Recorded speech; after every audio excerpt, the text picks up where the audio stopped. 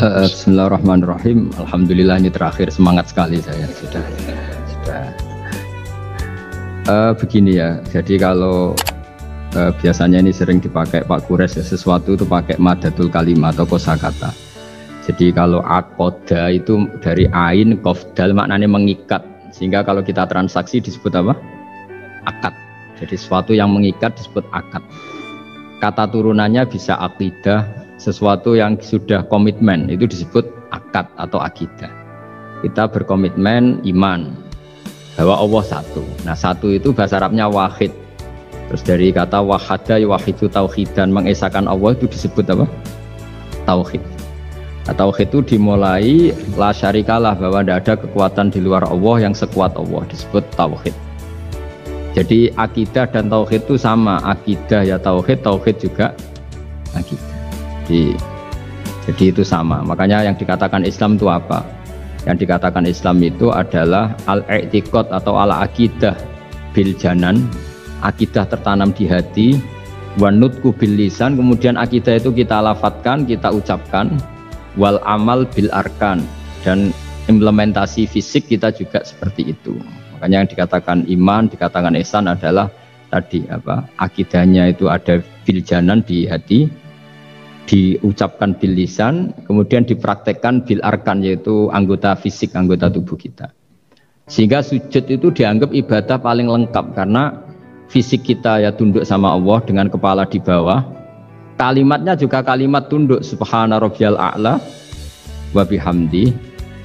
Jadi makanya dilafatkan. Nah, dilafatkan itu penting supaya kuat. Makanya kita ini menyesali betul ketika ada perdebatan niat itu dilafatkan apa, itu nggak penting. Sebetulnya semua kita yang NU atau yang ahli sunnah atau siapa saja mengatakan melafatkan niat itu sunat, jadi tidak mengatakan wajib. Tapi yang menentang dilafatkan juga kebablasan. Nah, melafatkan saja kok tidak boleh. Makanya dulu itu ada guyonan ketika penguasanya itu niat duhur gimana? Dijawab usolli fardhu duhuri, salah, niat ada di hati. Barang yang satu kuasa, niat duhur gimana? Ditulis niat ada di hati, enggak, yang benar usolli fardhu duhuri. Ya ribet kalau gitu. Jadi akidah dari kata akoda, akoda itu mengikat, sehingga disebut akdun nikah, berarti ikatan nikah. Akdul ba' berarti hukum jual beli yang sudah jadi. Ya. Akidah itu kata turunan dari itu, sehingga maknanya apa? Komitmen kita terhadap agama ini, komitmen kita terhadap Islam.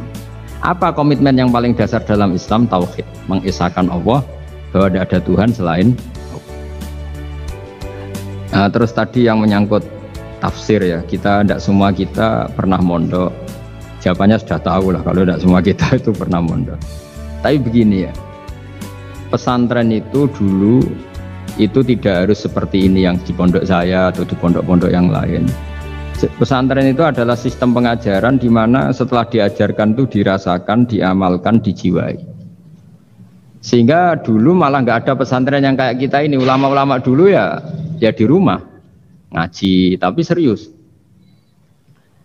Sehingga dulu itu memang yang dimulai ini, yang adat kampus sebagian itu agak cocok itu menghafal. Kalau kampus itu kadang kuat analisisnya, kalau di pondok itu memang disuruh menghafal. Kenapa menghafal itu menjadi penting? Karena pengembangan itu setelah hafal. Tapi kalau tidak hafal, maka sebenarnya kita tidak pernah mengembangkan agama, mengembangkan pikiran kita sendiri.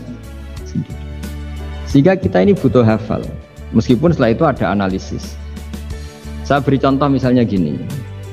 Mulai kecil sampai tua kita ketemu orang yang sangat materialistik. Makan enak itu apa? Sate. Makan enak itu bakso. Makan enak itu pizza. Selalu kita dibentuk fisik. Tapi kalau kita ngaji sama ulama, makan enak itu apa? Ya saat kamu lapar. Maka ulama dulu mengatakan makanan enak itu apa? Idamuhu alju. Lauknya adalah lapar. Kalau kamu lapar, semua makanan enak. Ini kearifan. Dulu ada ulama yang datang melihat istrinya makan satu piring habis. Hanya satu piring, ditanya, kenapa tidak tanduk, sudah kenyang? Alhamdulillah, berarti saya tidak butuh korupsi. Ternyata istri saya hanya makan satu piring kenyang. Kalau makannya 1 ton, baru saya butuh korupsi karena tidak cukup. Begitu juga melihat ngopi. Setiap orang cowok kalau ngopi itu senang sekali. Bahwa ternyata untuk seneng itu tidak harus selingkuh, tidak harus maksiat, tidak harus ke klub atau tempat-tempat yang salah. Jadi ulama dulu itu cara kearifannya itu dijaga oleh hal-hal yang sepele. Ternyata saya ngopi itu bisa seneng, ya berarti seneng itu tidak harus maksiat. Gendong anak senengnya bukan main, melihat anaknya sehat tidur seneng. Sehingga ulama dulu mengatakan al-istidrad bil mubahat min qutbiddin, menikmati hal yang dibolehkan Allah itu qutbuddin, pokok dari agama ini. Nah, kenapa orang butuh maksiat? Karena nggak bisa nikmati hal-hal seperti ini. Makanya beragama itu harus nyaman. Dengan nyaman ini diharapkan orang nggak butuh nyaman lewat jalur yang tidak benar. Orang ketemu cucunya seneng, ketemu anak seneng, ngopi seneng, hal-hal yang taat ya. Apalagi Rasulullah SAW dengan sholat tuh senengnya bukan main, sampai beliau ngintikan wa qurratu aini fis sholat. Logikanya gampang, kalau kita jagongan ya ngerumpi sama yang kita cintai seneng, apalagi ngerumpi sama Allah Subhanahu wa ta'ala kalau boleh dibahasakan, karena sholat itu artinya kamu muamalah, munajat, jagongan, asik-asikan sama Allah ta'ala. Rabbana lakal hamdu, engkau mempunyai segala puji yang di langit maupun di bumi, yang memenuhi langit dan bumi. Jadi itu yang harus jadi solusi bangsa ini. Coba misalnya malam-malam macet, andai kan malam-malam banyak yang tahajud kan Jakarta itu tidak macet.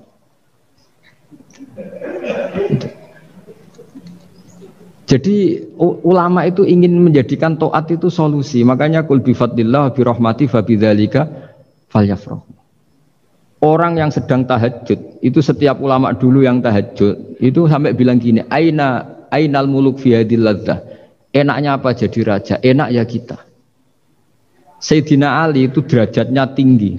Di antaranya disebabkan beliau kalau wiridan gini, saya hafal wiridannya. Kafani izzan an takuna li robban wa kafani fakhron an akuna laka abdan. Gusti, saya ini punya nikmat yang luar biasa karena menjadi Tuhan untuk engkau. Zat yang abadi, yang kekal, yang pertama. Coba kalau saya jadi hambanya Fir'aun, Tuhan mati tenggelam lagi, kan nggak ada kerennya. Udah gitu sekarang jadi tontonan lagi coba.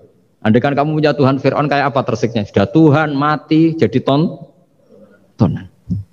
Sudahlah Gusti, keren saya ini karena punya Tuhan engkau, zat yang abadi, yang lahul asmaul husna. Wa kafani fakhron an akuna laka abdan, dan saya keren sekali karena menjadi budak engkau, menjadi hamba engkau. Coba kalau saya jadi hamba sesama manusia, kerennya apa? Podo menusane, podo lemah, podo mati ini harus saling memperbudak. Kerennya apa? Coba. Jadi orang dulu itu kalau sudah munajat, makanya Nabi ngintikan wa qurratu aini fis sholat. Kalau sudah sholat tuh nyamannya bukan. Jika masyhur dalam cerita-cerita ketika Umar kena panah, dan panah itu bentuknya kayak pancing, kalau ditarik sakit karena bentuknya kayak jangkar itu. Umar minta apa? Nanti tarik ketika aku sholat. Ketika sholat beliau ditarik, beliau tidak kerasa. Dan itu harus dilatih. Nah, ya tadi. Jadi, Quran, saya ulang lagi, Quran itu harus ditafsirkan seperti ini. Kalau tidak, maka orang akan menanyakan. Saya juga pernah ditanya orang yang sebetulnya ya agak kurang ajar, tapi tak anggap bodoh sajalah daripada dianggap kurang ajar. Hebatnya apa Gus? Quran mengatakan wa kulu washrobu, sementara ini kitab suci yang sakral. Kenapa hanya bakas makan dan minum? Saya bilang orang bakas Alphard, bakas Mars, bakas planet Jupiter itu nggak keren karena tidak bakas tidak mati. Tapi kalau orang tidak makan mati, berarti Quran membakas kebutuhan dasar manusia. Jadi mendesak, makan tuh mendesak. Nah, kenapa harus dibahas? Dalam hukum dunia manapun yang namanya mengambil milik orang lain itu harus pamit. Semua alam ini milik Allah, sehingga kita boleh makan tuh nunggu izinnya Allah. Maka Allah dulu yang ngendikan kulu, kamu boleh makan, baru kita boleh makan. Makanya Islam menganjurkan kita makan baca bismillah, itu pamit yang punya. Kamu pernah beli oksigen, kamu pernah beli buah-buahan sama Allah? Tidak pernah beli kan? Itu maling semua itu sebetulnya.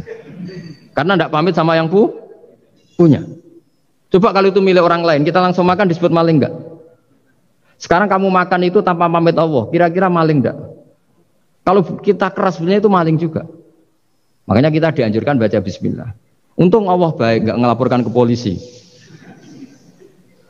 Nah di sini pentingnya kata kulu wasrobu, makanlah dan minumlah. Artinya kalimat ini punya filosofi yang luar biasa. Tapi andekan ini ditafsirkan orang yang nggak ngerti Quran, nggak ngerti tafsir, nggak punya adzauqus salim, rasa yang baik, maka memang ya ngomong Quran harus ahlinya, sehingga kualitas kulu wasyrobu itu luar biasa.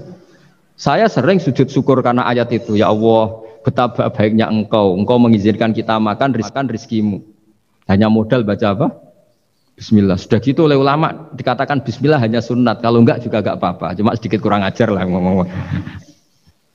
Tapi kalau kamu tidak ahlinya, maka terus malah tanyanya tadi, loh, Quran yang katanya hebat kok hanya bakas makan dan minum. Coba misalnya kemarin itu hebat, coba sudah kamu kemarin tanpa makan, tetap pokoknya itu makan. Ketika orang mau menjajaki, mau nempat di Mars atau Jupiter, pertanyaannya apa? Di sana ada air enggak? Ada makanan enggak? Penelitian pertama apa coba? Di sana ada makanan enggak? Iya kan? Yang pokok berarti apa? Makan. Ya, itu kira-kira contohnya Quran yang dibaca ahlinya. Itu nanti dengan kualitas seperti itu, pemahaman seperti itu. Udah jangan macam-macam lagi.